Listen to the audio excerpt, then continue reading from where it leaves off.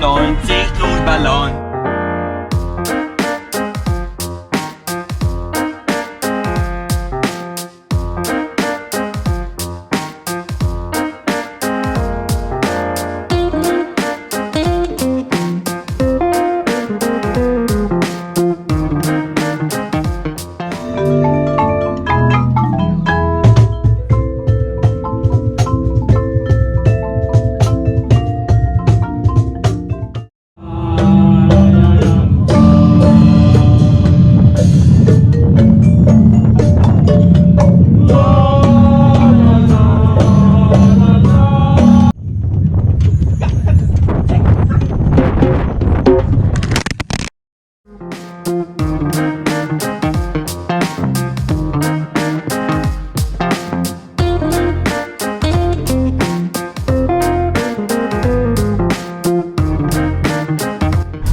Stigli smo na Hvar.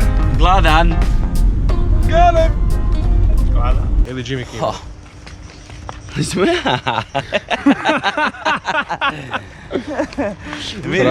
Vidi kako su dobre volje. Vidi. Franko, kakva je turneja za sad?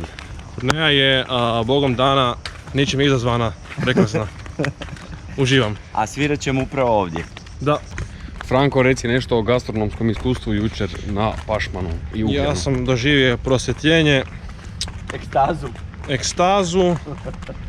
Moj mozak prošao kroz skijašku stazu. Kaj si jel?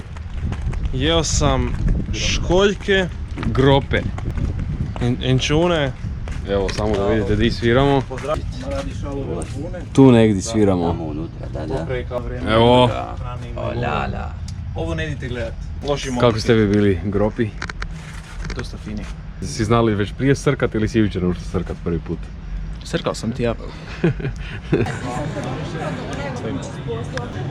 Ti normalno da znaš.